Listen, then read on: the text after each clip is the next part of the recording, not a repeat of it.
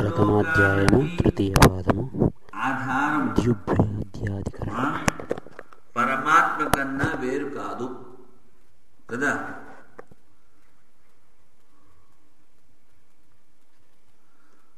అంటే పూర్వపక్షి అంటాడు, వైశ్వానరుడు పరమాత్మని చెప్పావు సరే, మరి ఈ మూడు లోకాలకి ఆధారము ఆ పరమాత్మ కన్నా వేరే ఉండాలి కదా అన్నది ఆక్షేప సంగతి. ఎందుకంటే ఇక్కడ యస్మిన్ ద్యౌః పృథివీ చ అంతరిక్షం మోతం మనః స ప్రాణస్య సర్వై తమేవ ఏకం జానత ఆత్మానం అన్యవాచో విముంచత అమృతస్య ఏష సేతుః అన్నారు. ఇక్కడ విషయం ఏమిటి? యస్మిన్ దేనిలో అయితే ఆధారం, అధికరణం, ఆశ్రయం. దేవు అంటే సర్వం, పృథివీ అంటే భూమి, ఇవి రెండు, అంతరిక్షం ఆకాశం. ఈ ఆకాశం ఓతప్రోతముగా ఉన్నది. తర్వాత దేనిలో అయితే ఈ స్వర్గము పృథివీ ఉన్నాయో అంతరిక్షం ఓతం. తర్వాత ఏమిటి? మనః సహ ప్రాణస్య సర్వై. ఇంతే కాకుండా దానిలో మనసు కూడా ఉంది, ప్రాణాలు కూడా ఉన్నాయి అన్నాడు. తమేవ ఏకం జానత. ఇవన్నీ, ఈ స్వర్గము, ఈ అంతరిక్షము, ఈ భూమి, మనస్సు, ఈ ప్రాణాలు, ఇవన్నీ దేనిలో ఉన్నాయో ఆశ్రితమయ్యి వానిని ఒక్కనినే తెలుసుకో. ఆత్మానం అన్యవాచ విముంచత. మిగిలిన బాతాకాణి అంటే వదిలిపెట్టేసేయి, విముంచత. ఇది అమృతత్వానికి ఇది తోవ. సేతు అంటే ఒక ఒడ్డు నుంచి ఇంకొక ఒడ్డుకు వెళ్ళడానికి వంతెన. ఇక్కడ సేతు అంటే సంసార సాగరాన్ని దాటడానికి ఇది తోవ. అమృతశేష సేతు అన్న శృతి వాక్యాన్ని ఇక్కడ విచారం చెయ్యాలి. సంశయం ఏమిటి? ద్యులోకాది అంటే స్వర్గానికి ఆయతనం, ఆధారం, ఆశ్రయం ప్రధానము. లేకపోతే ఎవడైనా జీవుడు, ఉత్కృష్టమైనటువంటి జీవుడు, లేకపోతే పరమాత్మయా అన్నది సంశయం. ప్రధానమా జీవుడా పరమాత్మ అన్నది సంశయం. అంటే పూర్వపక్షి అంటాడు, స్మృతులలో ప్రసిద్ధమైనటువంటి ప్రధానమే ఇక్కడ ఆధారము. ఎందుకురా అంటే ఆ ప్రధానమే అన్నిటికీ ఆధారం అని చెప్పారు మా స్మృతుల్లో. లేకపోతే భోక్త జీవుడు, భోగ్యము ప్రపంచము, అందుకని జీవుడు చెప్పు ఈ ఆయతనము అంటే అప్పుడు సిద్ధాంతం అంటాడు, ద్యులోకము, భూలోకము, ఇవన్నిటికీ కూడా ఆధారం పరమాత్మయే. చైతన్యం, జడం కాదు, మాయ కాదు, ప్రకృతి కాదు, ప్రధానం కానీ జీవుడు కానీ కాదు. ఎందుకంటే ఆత్మశబ్దాన్ని ప్రయోగించారు. తమేవ ఏకం జానత ఆత్మానం. ప్రధానం అనలేదు కదా, జీవం అనలేదు కదా. ఆత్మ అంటే ఇక్కడ పరమాత్మ. ఆత్మశబ్దము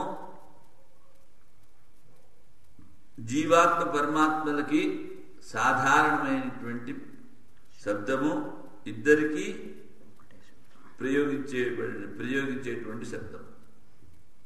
అందుకని ఇక్కడ ఆత్మశబ్దాన్ని ప్రయోగించారు కనుక నీ ప్రధానాన్ని తీసుకోవడానికి వీల్లేదు. అంటే జీవుడు తీసుకోవచ్చు కదా. అంటే ఈ జీవుడు ఆ స్వర్గానికి ఆధారమా? ఈ పృథివీకి ఆధారం? పృథివీ పైన ఉన్నాడా? వీడి నెత్తి మీద పృథివీ ఉందా? పృథివీపై అన్నాడు. అందుకని ఆత్మశబ్ద ప్రయోగం వల్ల తర్వాత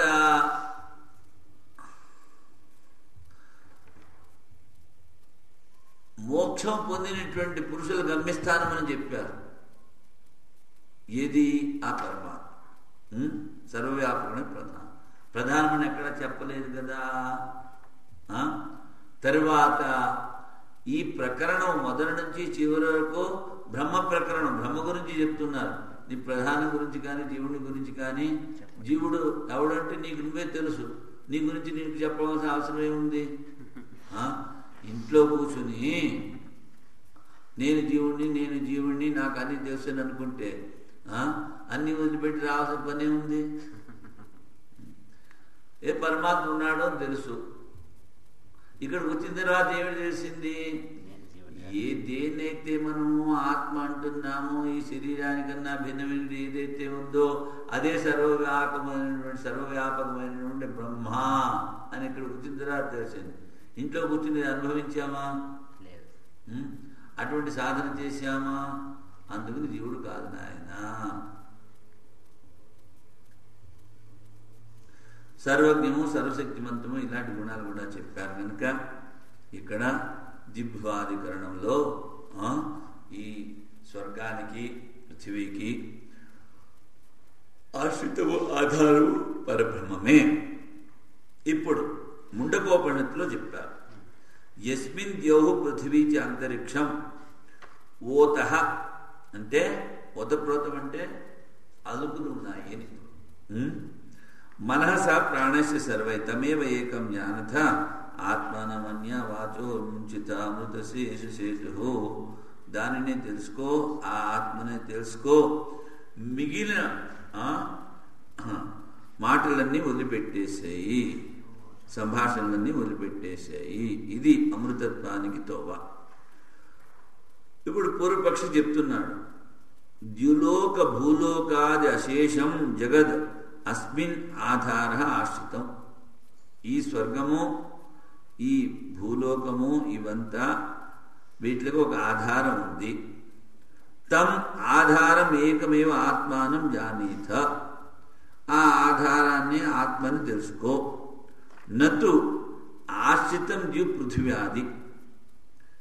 ఈ స్వర్గాన్ని పృథివీని తెలుసుకోమని చెప్పలేదు, దీనికి ఆధారం ఏదో దాన్ని తెలుసుకోమన్నారు. ఇతః అతిరిక్త అనాత్మ ప్రతిపాదకా తర్కశాస్త్రాదివాచో విముంచత. అంటే ఆత్మని కాకుండా అనాత్మని చెప్పేటువంటి తర్కశాస్త్రము, సాంఖ్యశాస్త్రము ఇలాంటివన్నీ మాటలన్నీ మాట్లాడకో, ఆ భాషలన్నీ వదిలిపెట్టే. అపురుషార్థత్వాత్ ధర్మ అర్థ కామ మోక్షములో చతుర్విధ పురుషార్థం. మరి అపురుషార్థత్వాత్ అంటే 4 ఉండవా అంటే ఇక్కడ ముఖ్యమైనది మోక్షం, అందుకని దాన్నే పురుషార్థం అన్నారు. మిగిలినవి ఇక్కడ సంశయం ఏమిటి? జిహ్వాధ్యాయతనం సూత్రాత్మ కింబా ప్రధానం. ఈ స్వర్గానికి ఈ భూమికి ఆధారమైనది సూత్రాత్మ అంటే ప్రాణమా, ప్రధానమా, లేకపోతే భోక్త జీవుడా, లేకపోతే ఈశ్వరుడా అన్నది సందేహం. సూత్రాత్మ అవ్వచ్చు అంటాడు. ఎందుకు? వాయునా వై గౌతమ సూత్రేణాయం చెలోక పరశ్చలోక సర్వాణి భూతాని సందృబ్ధాని భవంతి.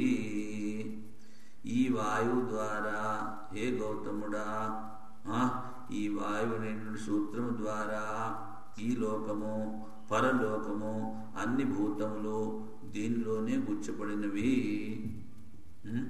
మై సర్వమిదం ప్రోతం సూత్రే, అదే విధంగా అని చెప్తే ఇది స్థితి ప్రసిద్ధ్యా వాయో సూత్రాత్మను జిహ్వాదాయతనత్వం అవగతం. ఈ వాయువు సూత్రాత్మనే ఆ స్వర్గానికి ఈ భూలోకానికి ఆధారముగా చెప్పబడినది. లేకపోతే అన్నిటినీ సృష్టించేటువంటి మా ప్రధానం ఉంది, దాన్ని తీసుకో. తస్య సాంఖ్య స్మృతి ప్రసిద్ధ్య సర్వాధారత్వావగమ. సాంఖ్యంలో దీన్నే అన్నిటికీ ఆధారం అని చెప్తారు కనుక. లేకపోతే భోక్తావాస్య జీవుడు చెప్పచ్చు. తమేవ ఏకం జ్ఞానత ఆత్మానం. ఆత్మానం అంటే జీవాత్మను తీసుకో అని ఇది ప్రాప్తే న తావద్ ఆద్యో పక్షో సంభవత. మొట్టమొదటి పక్షాలు ఏంటి? ప్రధానం కానీ జీవుడు కానీ కాదు. మరి ఏమిటి? ఉక్తస్య ఆత్మశబ్దస్య తయోర్ అసంభవాత్.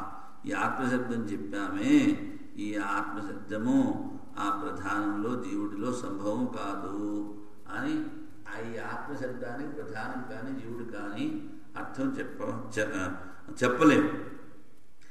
యదా పశ్యతే రుక్మవర్ణం కర్తారమీశం పురుషం బ్రహ్మయోనిం తదా విద్వాన్ పుణ్యపాపే విధూయ నిరంజన పరమం సామ్యముపైతి.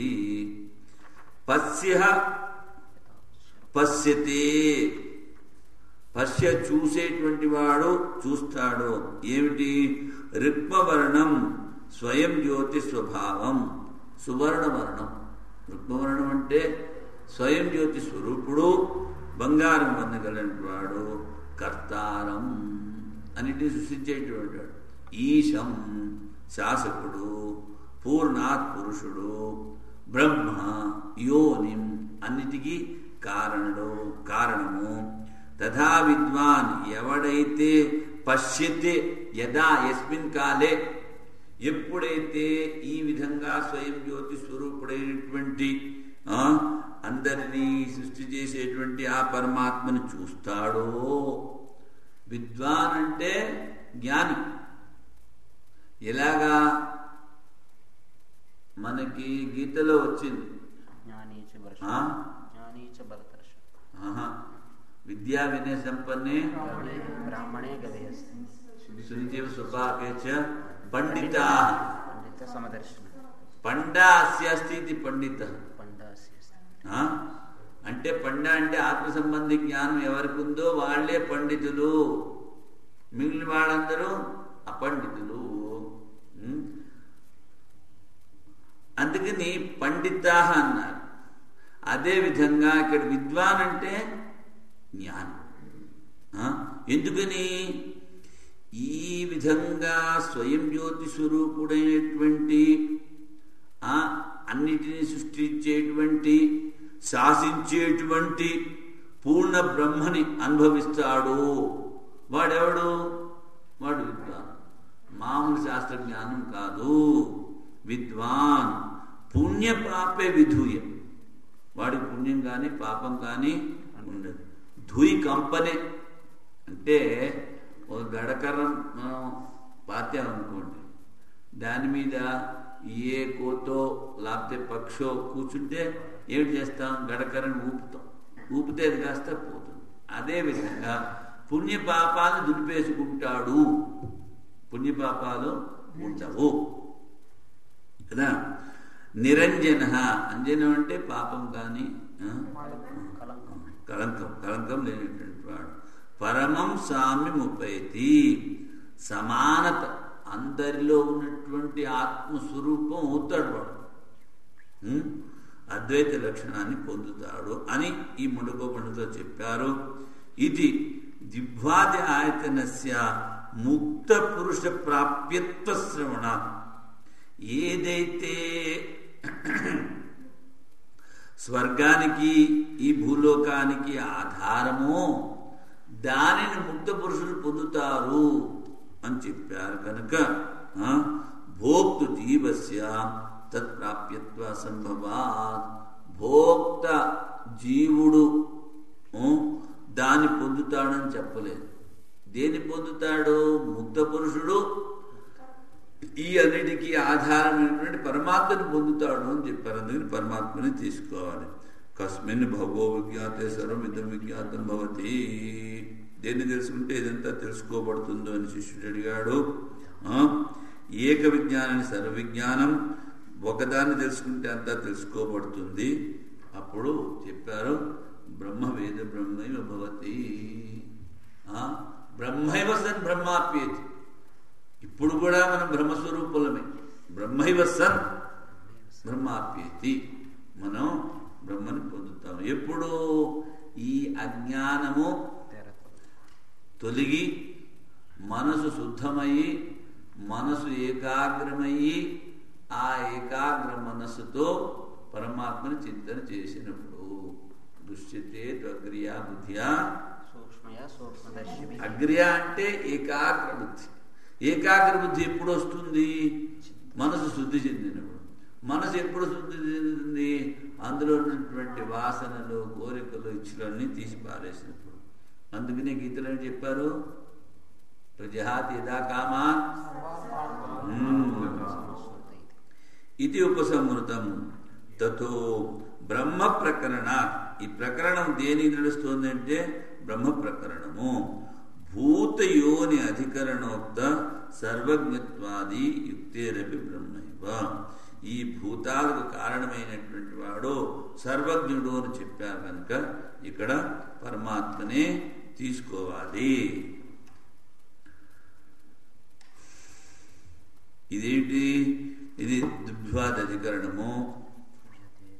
అచ్చా, ఇక్కడ మంత్రం ఏమిటి? మంత్రం చెప్పాం కదా విషయము. అదే సూత్రం లేదు, సూత్రం చెప్దాము. యస్మిన్ యోహ పృథ్వీ చ అంతరిక్షమోతం మనః అని చెప్పారు కనుక దాన్ని ఇది జీవుడా ప్రధానమా అని అడిగాడు. అప్పుడు మొదటి సూత్రం జిహ్వాయతనం స్వశబ్దాత్.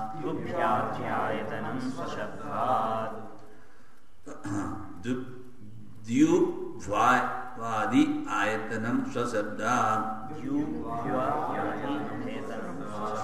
జిహ్వాద్యాయతనం స్వశబ్దాత్. ద్యు అంటే ద్యులోకము అంటే స్వర్గము. భూ అంటే భూర్భువస్వ. భూ అంటే పృథ్వీలోకం. యస్య జగతః దిగ్వాది యస్య జగత తద్దిగ్వాది తస్య ఆయతనం పరబ్రహ్మ భవితుం అర్హతి. దానికి ఆధారం ఈ స్వర్గానికి ఈ భూలోకానికి ఆధారం పరమాత్మయే. ఎందుకని? స్వశబ్దాత్. స్వస్య పరబ్రహ్మణో వాచకాద్ ఆత్మశబ్దాత్. స్వశబ్దాత్ అంటే ఏమిటి? ఇక్కడ పరబ్రహ్మను చెప్పేటువంటి ఆత్మశబ్దాన్ని ప్రయోగించారు కనుక. ఎలాగా? తమేవ ఏకం ధ్యానత ఆత్మానం. ఈ ఆత్మశబ్దం ఏమిటి? బ్రహ్మవాచి. అందుకని ఆత్మానం. తరువాత ఈ నిరుపాధిక పరబ్రహ్మణో ఉపక్రమస్థ సాధారణ ఆయతన స్వస్య గౌణసేతుత్వం లింగాత్ పరబ్రహ్మపరత్వేన న ప్రధానం. ముందు నిరుపాధిక పరబ్రహ్మని గురించి చెప్పడం మొదలుపెట్టారు. కస్మిన్ భగో విజ్ఞాతే ఉపక్రమం. తర్వాత సాధారణ ఆయతన స్వస్య గౌణసేతుత్వం లింగం. సాధారణంగా ఆయతనము ఆధారము ఏమిటి? సేతు అని చెప్పారు. అది గౌణం, ముఖ్యము కాదు. కనుక పరబ్రహ్మ పరత్వేన ఇక్కడ సేతువు అని చెప్పినది గౌణ ప్రయోగము. తరువాత ఈ రెండిటికి ఆధారమైనటువంటి పరబ్రహ్మని ముక్త పురుషులు పొందుతారు అని చెప్పారు కనుక ఇక్కడ నీ ప్రధానం కాదు నాయన, పరబ్రహ్మయే. దిగ్వాద్యాయతనం స్వశబ్దాత్. స్వశబ్దాత్ అంటే పరబ్రహ్మ వాచకమైన ఆత్మశబ్దంతో చెప్పారు కనుక ఇక్కడ నీ ప్రధానం కాదు.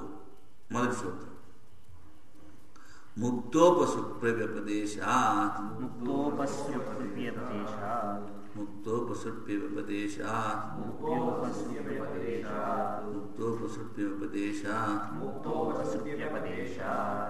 ముక్తైర్హి ఉపసృప్యత ఉపసృప్యత వ్యపదిశ్యమానత్వాత్ ముక్తైహి ఉపసృప్య అంటే ముక్త పురుషులు పొందేటువంటి స్థానము. దాని బ్రహ్మణి నతు ప్రధానే. ముక్త పురుషులు ఎక్కడ జడ మాయలోకి పోతారా? అందుకని వాళ్ళు బ్రహ్మలోకి పోతారైనా బ్రహ్మలో లీనమవుతారు. అవిద్యా రాగద్వేష యుక్తై మొట్టమొదటి జీవుల్లో ఏమేమిటి ఉన్నాయి? అవిద్య, రాగము, ద్వేషము ఇవన్నీ ఉన్నాయి. వీరి ద్వారా ఇవి ఉన్నటువంటి జీవుడు దేన్ని పొందుతాడు? ఉపసృప్తి అంటే పొందడం. దివ్వాధ్యాయతని దేన్ని పొందుతాడు? ఈ భూలోకానికి దేనికి ఏదైతే ఆధారమైందో. తథా విద్వాన్నామ రూపా విముక్త పరాత్పరం పురుషముపై దివ్యం. వాడు జ్ఞాని అయినప్పుడు ఈ నామరూపాలను వదిలిపెట్టేసేసి ఆ పరాత్పరం అన్నిటికన్నా పరమైనటువంటి అంటే ఈ ప్రకృతి మాయా అజ్ఞానానికి పరమైనటువంటి ఆ పరమాత్మని పొందుతాడు. కనుక ఇక్కడ ముక్తోపసృప్య ముక్త పురుషులు దేన్ని పొందుతారో పరమాత్మని పొందుతాడు. పరాత్పర అంతేకాని అక్షరాత్ పరతః పర అని చెప్పారు. కనుక నీ ప్రధానం కాదు. ముఖ్యంగా ఏంటంటే వాడికి ఒక దెబ్బేస్తూ ఉండాలి మధ్యలో, లేకపోతే మళ్ళీ లేస్తూ ఉంటాడు. నానుమానం అతశబ్దాత్ నానుమానం అతశబ్దాత్ నానుమానం అతశబ్దాత్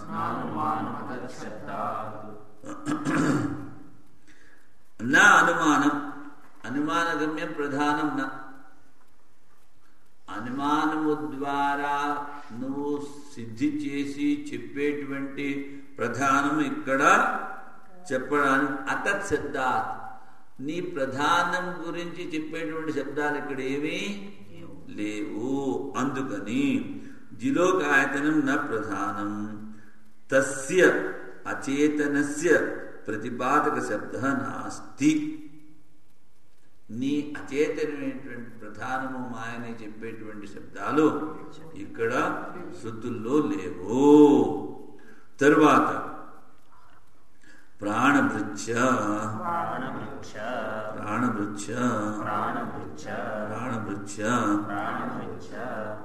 ప్రాణాన్ని ధరించేటువంటి జీవుడు అనొచ్చు కదా.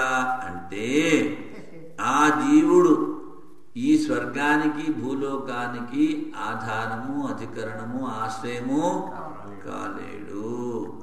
మరి చకారం ఎందుకు చెప్పావు? ప్రాణభృత్ నా ప్రాణభృత్. చా ఏమిటి? చకారం అంటే చకారాన్ జిహ్వాదాయతనం అతశబ్దవాచ్య ఇది అనువర్తతే.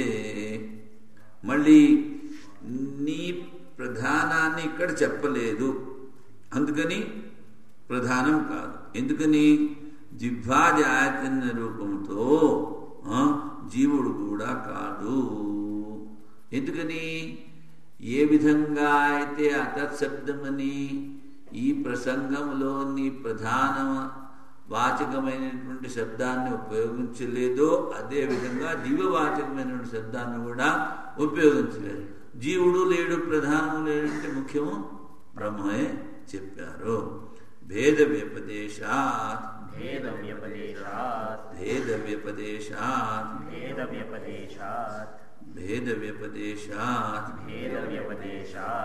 భేదాన్ని ఉపదేశించారండి. ఏమిటి భేదము? జిహ్వాదాయతనం ప్రాణభృత్య ఉత్తరేషు సూత్రేషు అనువర్తతే. జిహ్వాదాయతనం తర్వాత ప్రాణభృత్ అంటే జీవుడు. దివ్యాయతం నా జీవ, దివ్యాదాయతం నా ప్రధాన. ఇది ప్రతి సూత్రం ముందు 3 సూత్రాలు చెప్పుకోవాలి. ఎందుకని? కారణం ఏంటి? భేద వ్యపదేశ, భేదాన్ని ఉపదేశించారు కనుక. ఏమిటినైనా భేదం అంటే తమేవ ఏకం జానత, ఆ ఆత్మనే తెలుసుకో. ముముక్షుడువైన నువ్వు ఆ ఆత్మనే తెలుసుకో. ఆత్మని తెలుసుకో అన్నప్పుడు జ్ఞాత జీవుడు, జ్ఞేయము భయభదర్శనం చెప్పారు కదా. నువ్వు రాగద్వేషాలతో కూడుకున్నటువంటి అజ్ఞానంతో కూడుకున్నటువంటి నువ్వు ఆ పరమాత్మని చేరుకో అని, అది జ్ఞేయము, ఇది జ్ఞాత, భేద వ్యపదేశం చేశారు కనుక దేన్నైతే చేరాలో ఆ పరబ్రహ్మను గురించే చెప్పారో. మరి జీవుని చెప్తే నువ్వు మరి బ్రహ్మను పొందుతుంది ఎందుకు చెప్పాలి? కనుక జీవుడు కాదు.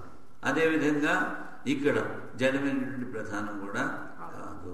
ప్రకరణాత్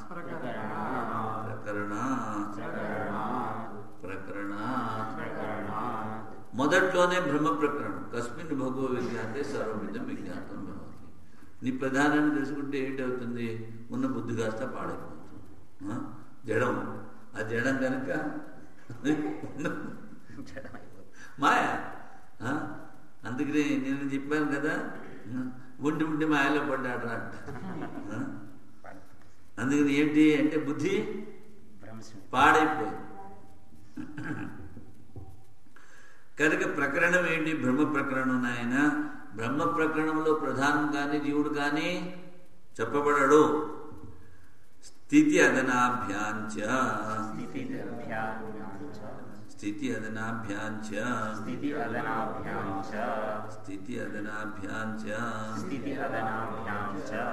అదనము అంటే తినడం, స్థితి అంటే ఉండడం. ఇక్కడ అదనము భక్ష్యం ఎక్కడ చెప్పారు? దాసుపూర్ణ సైజా సఖాయం తయోరణ్య పిప్పలం స్వార్థి అని చెప్పారు కనుక ఇది కర్మఫల అసనం. కర్మఫలాన్ని వాడు అనుభవిస్తాడు. ఎవడు? జీవుడు అని చెప్పారు కనుక మరి ఎవడు అనుభవింపజేస్తాడు? పరమాత్మ. వీడే కర్మ చేశాడో వీడికి తెలుసా? తెలియదు. అందుకని స్థితి అదనాభ్యాం అనస్తన్యోభిజాకశీతి. వాడి స్థితిలో వాడు ఉంటాడు. వాడేమి కర్మఫలాన్ని అనుభవించాడు, ఇటు తిరగడు, ఏమీ చేయడు. ఇప్పుడు చూడండి, అందరినీ చెప్పేది వాడు కాదు, మాయ. ఎలాగా అంటే ఇది వివర్త ఉపాదాన కారణం మాయ కదా. అభిన్న నిమిత్త ఉపాదాన వివర్తము మాయ. వివర్తం కానిది చైతన్యం మారదు. మారేది ఏమిటి? మాయ. అందుకని ఈ మాయ ఏమిటన్నారు? వివర్త ఉపాదాన కారణము అన్నారు. దీనికి మళ్ళీ ఆవరణ శక్తి, విక్షేప శక్తి ఉంటుంది కదా. అందుకని ఇప్పుడు మారేదంతా ఏమిటి? ఆత్మ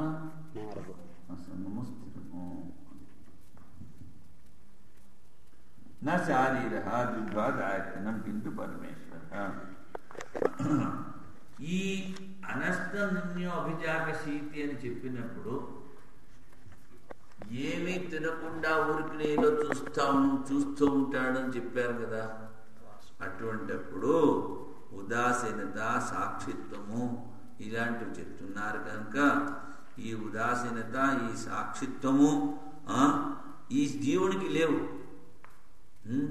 వాడెప్పుడు సుఖ దుఃఖాలు కొట్టుకుంటూ ఉంటాడు, ఆ పరమేశ్వరుడు చూస్తూ ఉంటాడు కనుక ఇక్కడ పరమేశ్వరుడినే చెప్పాలి.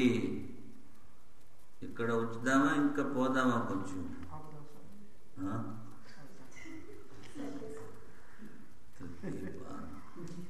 పొద్దున ఎంతవరకు చెప్పుకున్నాము?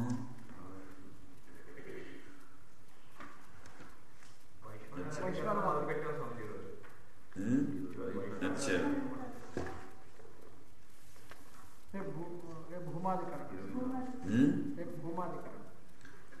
అధికరణం మొదలుపెట్టాలా? సరే, వైశ్వానరాధికరణం అయిపోయింది. తర్వాత దిగ్భాదాధికరణం అయిపోయింది.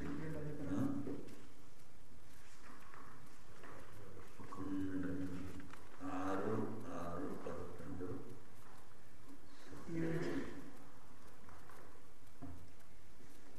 ఓం పూర్ణమదః పూర్ణమిదం పూర్ణాత్ పూర్ణముదచ్యతే పూర్ణస్య పూర్ణమాదాయ పూర్ణమేవావశిష్యతే.